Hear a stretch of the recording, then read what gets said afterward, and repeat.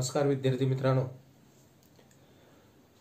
परत आपल्या या यूट्यूब चॅनलवरती आपलं परत एकदा सहर्ष स्वागत आहे। आपण इतिहासामध्ये 9 प्रकरणं संपवलेली आहेत आणि आज आपण 10वं प्रकरण प्रारंभ करणार आहोत। विद्यार्थी मित्रांनो, 10वं प्रकरण आहे क्रमांक 10, शीत युद्ध। शीत युद्ध तर पहा, याआधी आपण 2 महायुद्ध या ठिकाणी अभ्यासली। पहिलं महायुद्ध आणि दुसरं महायुद्ध आपण अभ्यासलं। तर पहा, जागतिक पातळीवरती दुसरं महायुद्ध संपलं आणि दुसरं महायुद्ध संपल्यानंतर मात्र जगाचं विभाजन या ठिकाणी 2 गटामध्ये झालं। जगाचं विभाजन या ठिकाणी 2 गटामध्ये झालं आणि जगाचं विभाजन जे या ठिकाणी 2 गटामध्ये झालं त्यामधूनच आपण म्हणूया की जगामध्ये शीत युद्धाला या ठिकाणी प्रारंभ झाला। म्हणजे जगामध्ये शीत युद्धाला प्रारंभ हा दुसऱ्या महायुद्धानंतर शीत युद्धाला प्रारंभ झाला। या शीत युद्धाला इंग्रजीमध्ये कोल्ड वॉर असं म्हटलं जातं। मग नेमकं शीत युद्ध म्हणायचं कशाला? तर या ठिकाणी या शीत युद्धाची आपल्याला साधी सोपी या ठिकाणी व्याख्या करता येते की शीत युद्ध म्हणजे नेमकं काय। तर पहा, शीत युद्ध आपण प्रस्तावनेमध्येच बघितलं की जगातील राष्ट्राचं विभाजन हे 2 गटामध्ये होणं आहे, करणं आहे। तर मग हे 2 गट कुठले?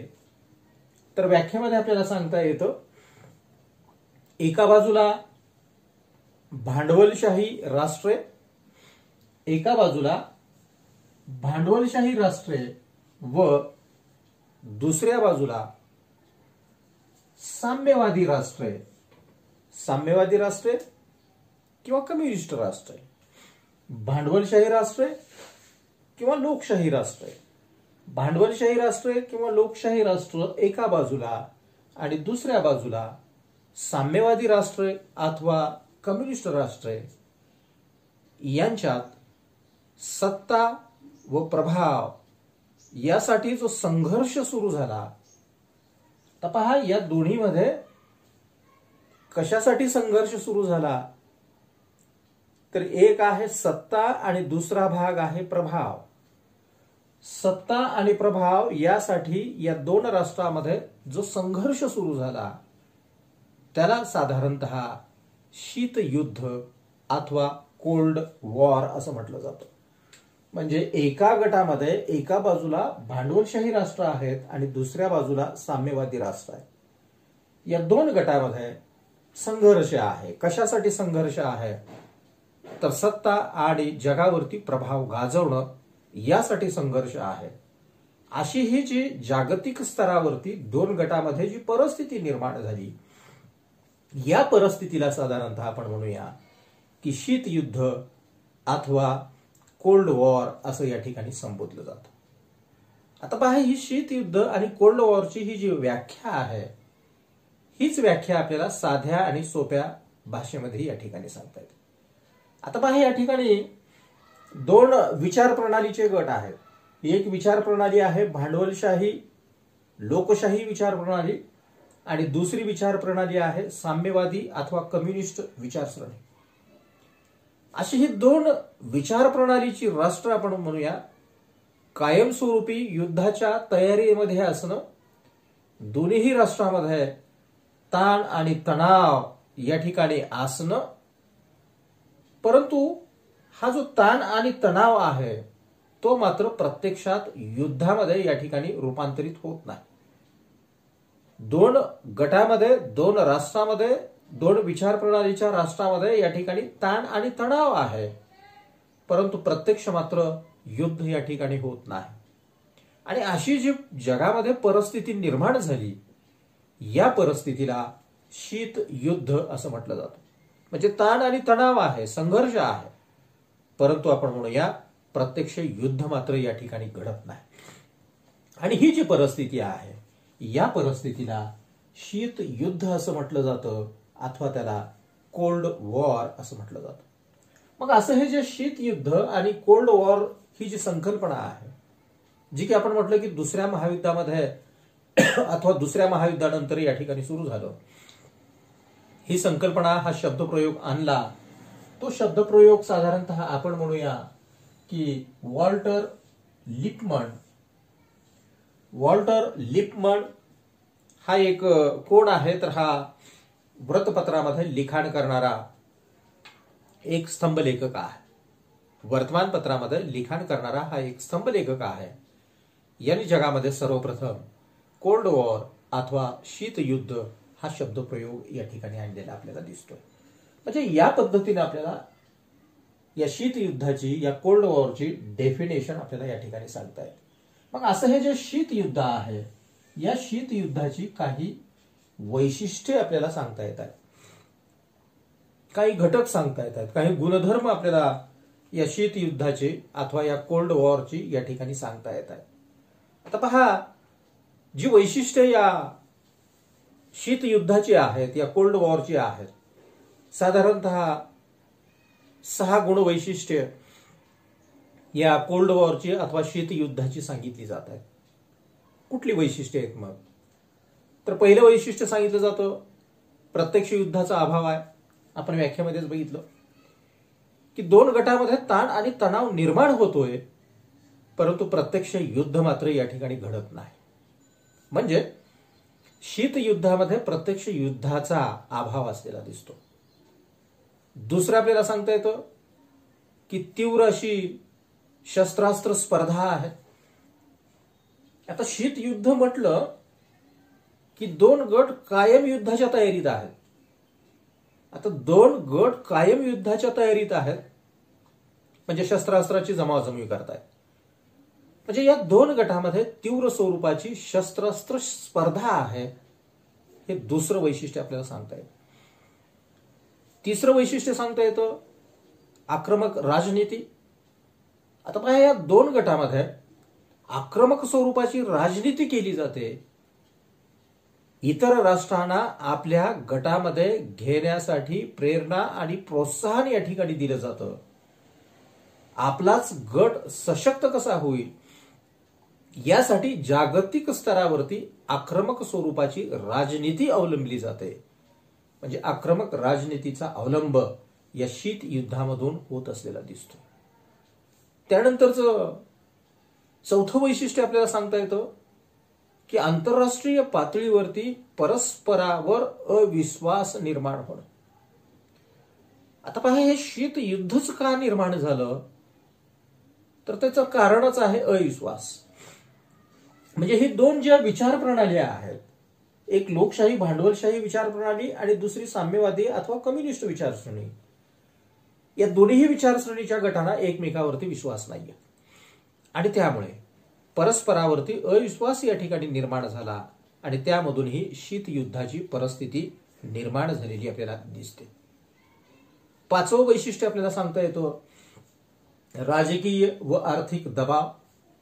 आता हे 2 गट काय करतायत, तर हे 2 गट राजकीय आणि आर्थिक दबाव आणण्याचा प्रयत्न करतायत. हे दोन गट एकमेकावरती राजकीय व आर्थिक दबाव आणण्याचा प्रयत्न करत असलेली दिसत आहेत. 6वं आणि शेवटचं वैशिष्ट्य आपल्याला सांगता येतं तत्व प्रणालीचा संघर्ष आहे. कुठली तत्व प्रणाली? याची तत्व प्रणाली ही भांडवलशाही अथवा लोकशाही तत्व प्रणाली आहे आणि याची तत्व प्रणाली कुठली, तर याची साम्यवादी विचारसरणीची तत्व प्रणाली आहे.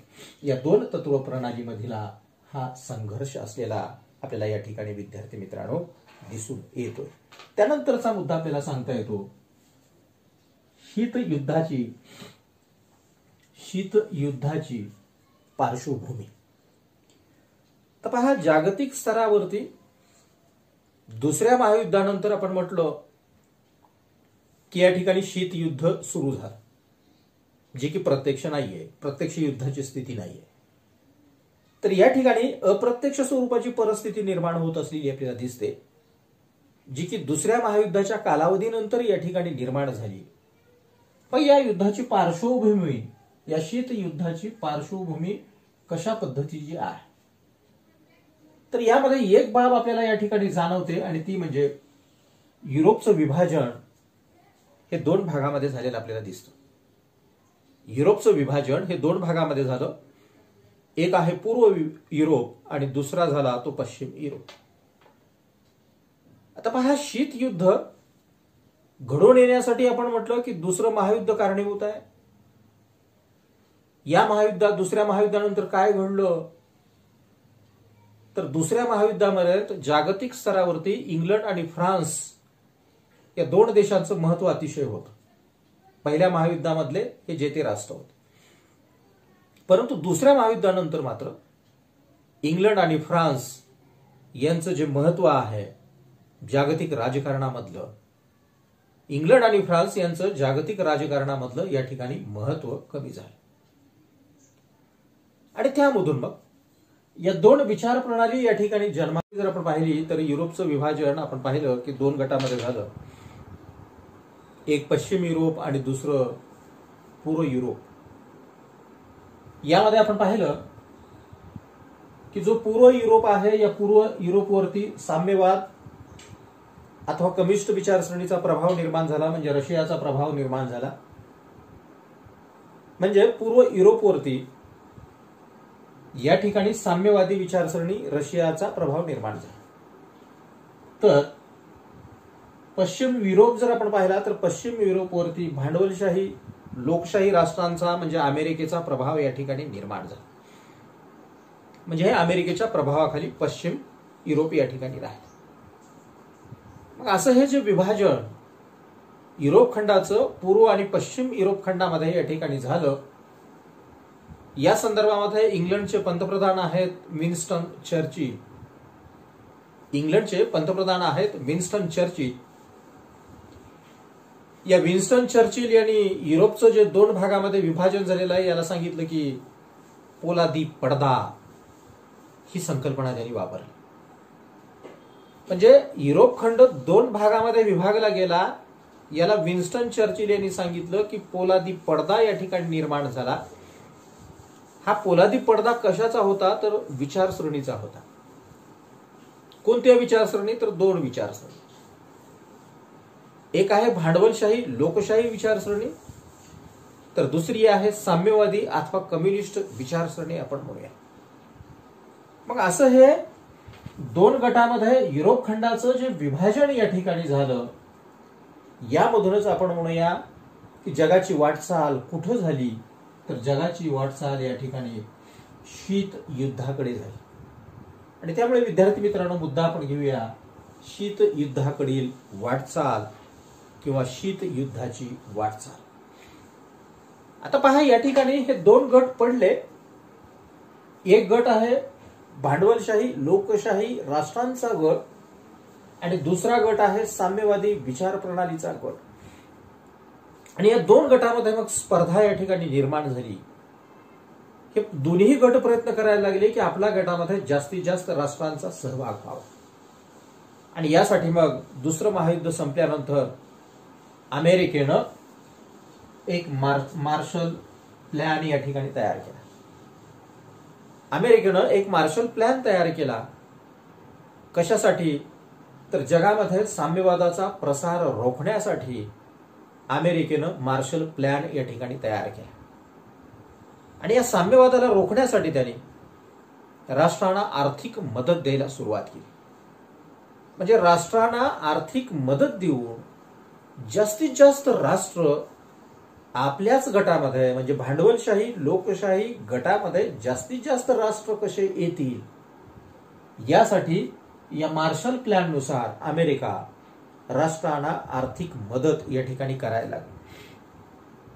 आर्थिक सवलती या ठिकाणी अमेरिका मग द्यायला लागली. मग रशियाही या ठिकाणी स्वस्त बसणारा नव्हता, कारण की रशियालाही त्याच्या साम्यवादी विचारसरणीचा प्रसार आणि प्रचार या ठिकाणी करावायचा होता. आणि मग अमेरिकेच्या या मार्शल प्लॅनच्या विरोधामध्ये रशियानं आशिया आणि आफ्रिका खंडामध्ये ज्या स्वातंत्र्य चळवळी वसाहतवादाच्या विरोधी निर्माण होत आहेत, अशा वसाहतवादामध्ये ज्या चळवळी निर्माण होत आहेत त्याला प्रेरणा आणि प्रोत्साहन देण्याचं काम या ठिकाणी रशियानं केलं. म्हणजे आपण साधारणतः म्हणूया की उघड उघड अमेरिकेचा गट आणि रशियाचा गट या दोन गटामध्ये जगाचं विभाजन व्हायला लागलं आणि युरोप खंडाचं तर विभाजन दोन गटामध्ये झालं आणि त्यामधून आपण म्हणूया की पूर्व युरोप आणि पश्चिम युरोप यांच्यामध्ये तणाव निर्माण झाला. तणावाची परिस्थिती या ठिकाणी निर्माण झाली, परंतु प्रत्यक्ष युद्ध मात्र दोन गटामध्ये या ठिकाणी झालं नाही. युद्धजन्य स्वरूपाची परिस्थिती निर्माण झाली, परंतु प्रत्यक्ष युद्ध मात्र या ठिकाणी झालं नाही.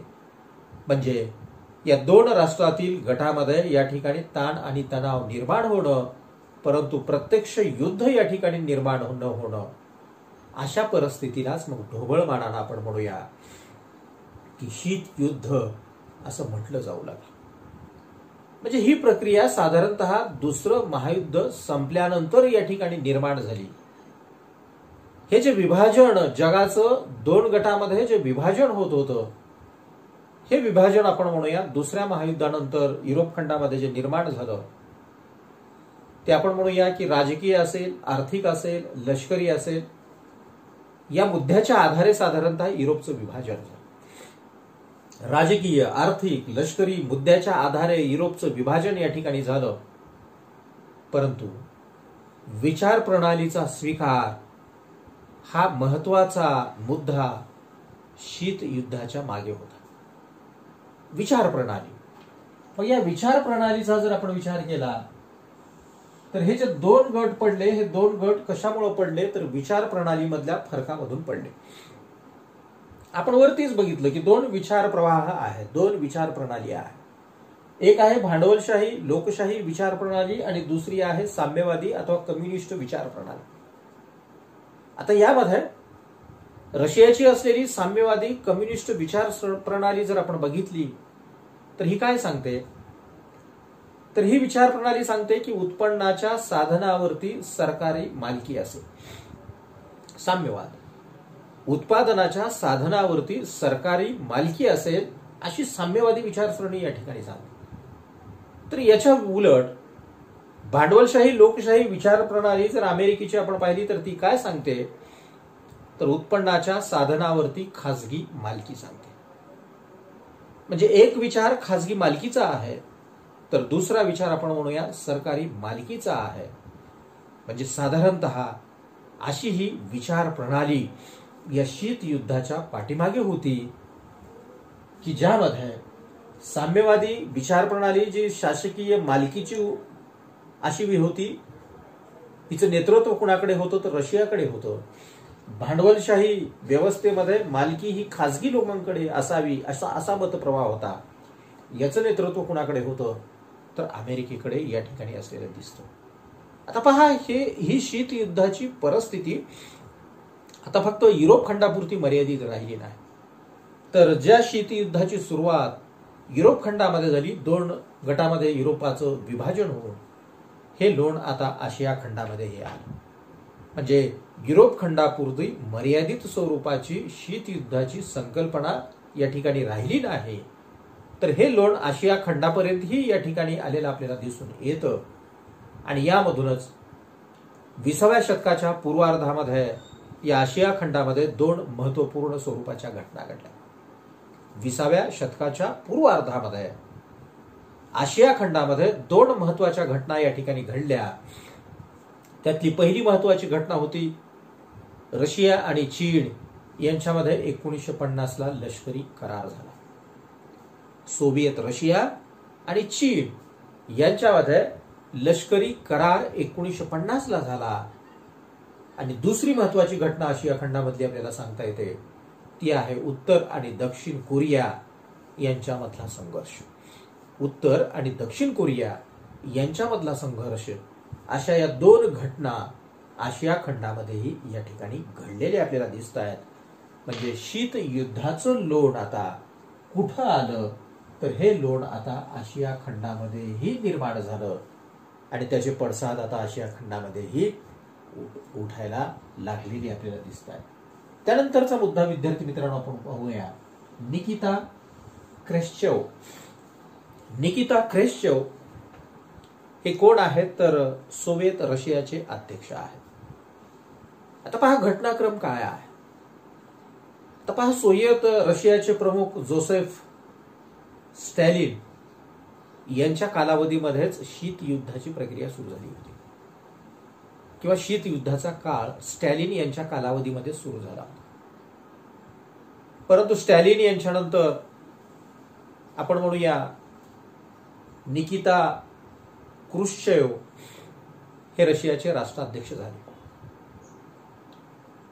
आता क्रुश्चेव हे ज्यावेळेस रशियाचे राष्ट्राध्यक्ष झाले तेव्हा त्यांना जे आण्विक स्वरूपाचे शस्त्रास्त्र आहेत, आण्विक स्वरूपाचे जे शस्त्रास्त्र आहेत, या आण्विक स्वरूपाच्या शस्त्रास्त्राची संहारकता काय आहे, म्हणजे आण्विक स्वरूपाचे शस्त्र किती संहार जगामध्ये करू शकतायत, किती हाहाकार माजवू शकतायत, किती मोठ्या प्रमाणात जीवितहानी या ठिकाणी करू शकतायत, याची कल्पना या नवीन झालेले रशियाचे राष्ट्राध्यक्ष निकिता क्रुश्चेव यांना या ठिकाणी होती.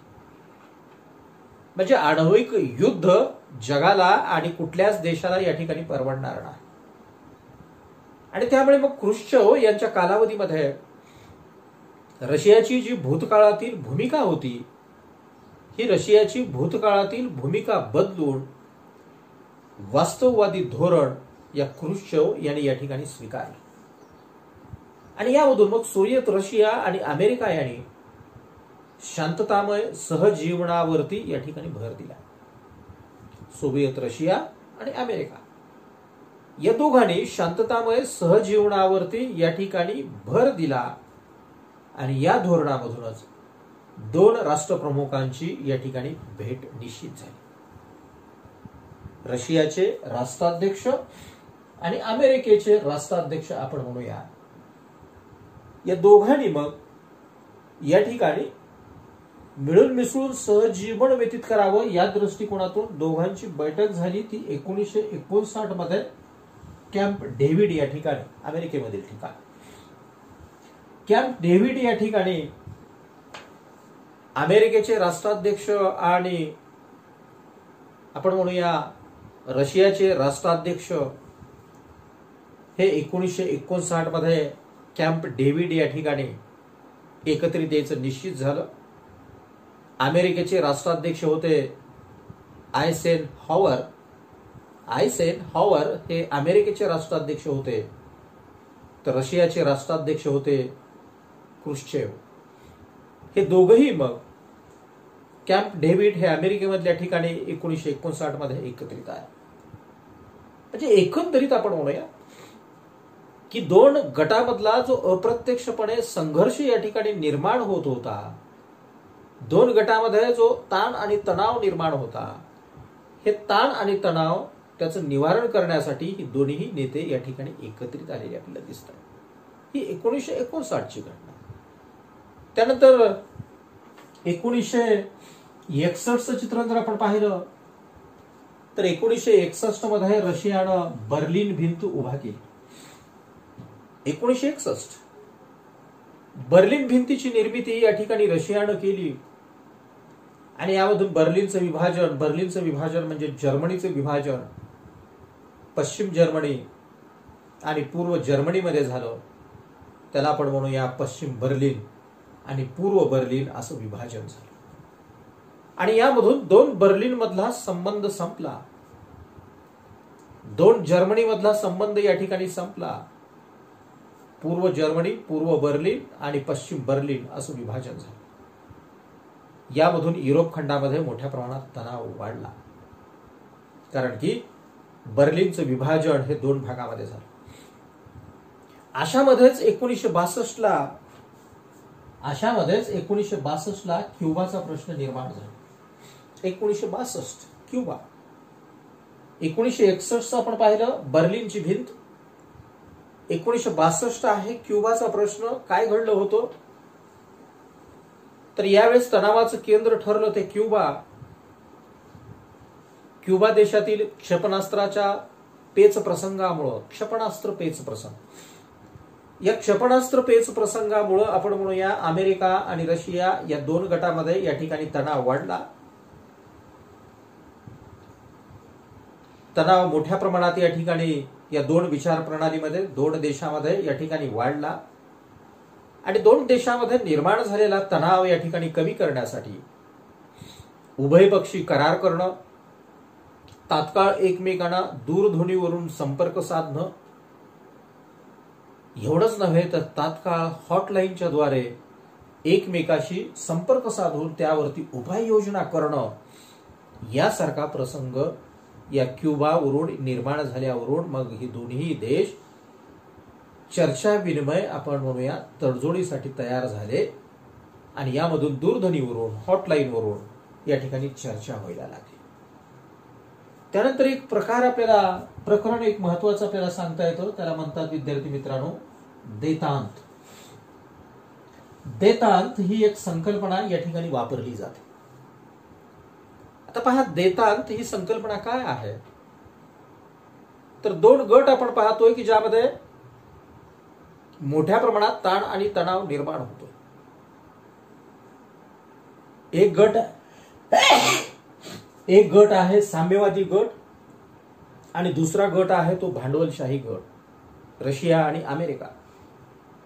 या दोन राष्ट्रांमधला, या दोन गटामधला ताण आणि तणाव कमी करण्याची जी प्रक्रिया आहे त्या प्रक्रियेला देतांत असं म्हटलं जातं. दोन देशांमधला ताण आणि तणाव निवारण करण्याची जी प्रक्रिया आहे, कमी करण्याची जी प्रक्रिया आहे, याला देतांत असं म्हटलं जातं. आणि यानुसार मग म्हणजे दोन राष्ट्रांमधील तणाव कमी करण्याची ही प्रक्रिया आहे, यानुसार आपण म्हणूया 1972 ताण आणि तणाव कमी करण्याची प्रक्रिया 1972 मध्ये अमेरिका आणि रशियाचे राष्ट्राध्यक्ष या ठिकाणी एकत्रित येण्याचा प्रयत्न झाला. यावेळेस अमेरिकेचे राष्ट्राध्यक्ष होते रिचर्ड निक्सन आणि रशियाचे राष्ट्राध्यक्ष होते ब्रेझनेव. या दोघांची भेट मॉस्को या ठिकाणी झाली 1972. रिचर्ड निक्सन आणि ब्रेझनेव हे रशियाचे राष्ट्राध्यक्ष आहेत, यांची भेट या ठिकाणी मॉस्को या ठिकाणी झाली. या दोघांमधली शिखर बैठक आपण म्हणूया, शिखर परिषद आपण म्हणूया, मॉस्को या ठिकाणी 1972 आयोजन करण्यात आलं. आणि या दोन राष्ट्राचे प्रमुख जे मॉस्को या ठिकाणी एकत्रित आले, या दोघांची जी शिखर परिषद झाली त्यामध्ये क्षेपणास्त्रांची जी संख्या आहे ही क्षेपणास्त्रांची संख्या मर्यादित ठेवावी, मर्यादित ठेवण्यावर या ठिकाणी या शिखर परिषदेमध्ये एकमत या दोन राष्ट्र प्रमुखांचं झालं. म्हणजे दोघांनी काय करायचं, क्षेपणास्त्राची संख्या या ठिकाणी कमी करायची. दोन देशांमध्ये जो वाढत असलेला ताण आणि तणाव कमी वाढत आहे, हा ताण आणि तणाव यामधून या ठिकाणी कमी करण्याचा प्रयत्न केला. एवढ्यावरच हे थांबले नाही, तर अमेरिकेच्या राष्ट्राध्यक्षानं चीनला या ठिकाणी भेट दिली आणि या ठिकाणी जे साम्यवादी शासन होतं, या साम्यवादी शासनालाही अमेरिकेच्या राष्ट्राध्यक्षांनी अथवा अमेरिकेनं मान्यता दिलेली आपल्याला दिसून येते. या पद्धतीने आपल्याला हा 1972 मॉस्को परिषद आपल्याला सांगता येते, ज्याला की शिखर परिषद असं म्हटलं जातं, कारण की जगाच्या शिखरावर असलेली दोन नेते या ठिकाणी एकत्रित आले होते. या पद्धतीची ही मॉस्को शिखर परिषद आपल्याला 1972 सांगता येते. यामधून सगळंच निवळलं असं म्हणता येत नाही विद्यार्थी मित्रांनो. त्यानंतर पुढचा भाग जर आपण पाहिला तर आपल्याला म्हणता येतं गटबाजीला प्रोत्साहन देण्यात आलं.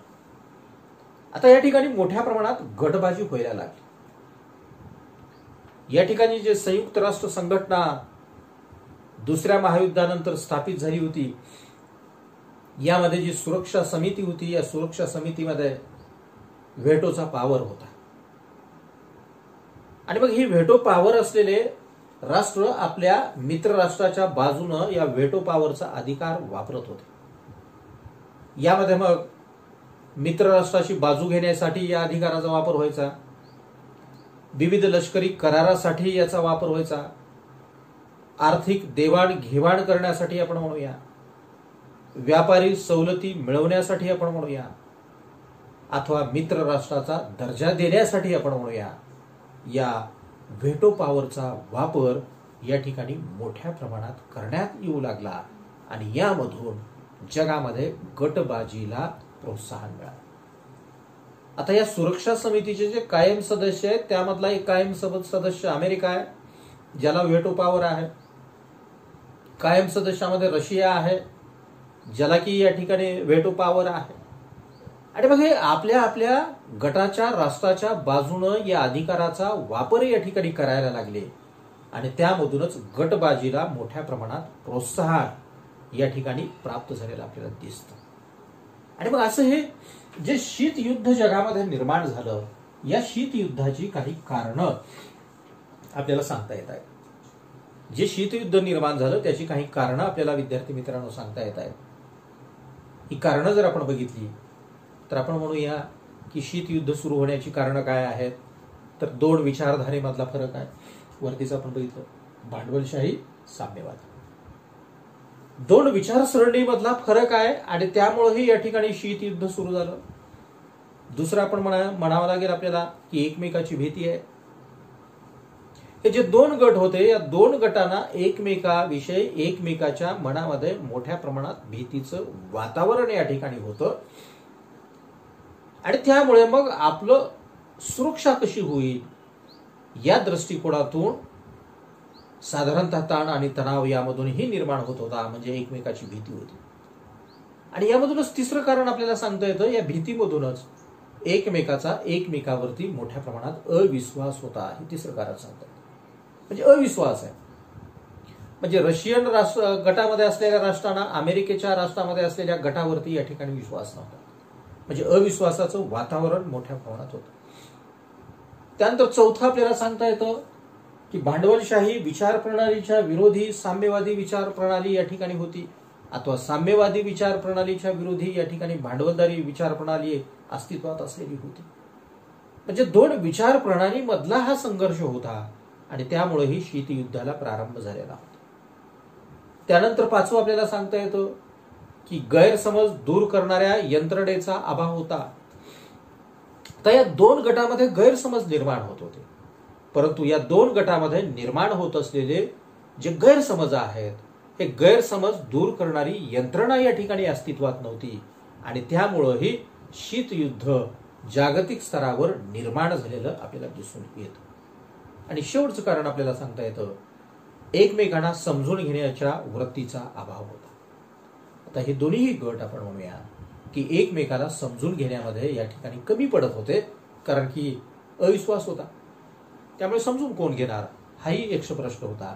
म्हणजे एकमेकांना समजून घेण्याचा अभाव या ठिकाणी या दोन गटामध्ये असलेला आपल्याला दिसतोय आणि त्यामुळेही जागतिक स्तरावरती शीतयुद्ध निर्माण झालेलं आपल्याला दिसतं. म्हणजे विद्यार्थी मित्रांनो, अशा पद्धतीने आपल्याला या शीतयुद्धाची ही 6 कारणं सुद्धा या ठिकाणी सांगता येतात. या ठिकाणी आपण थांबूया.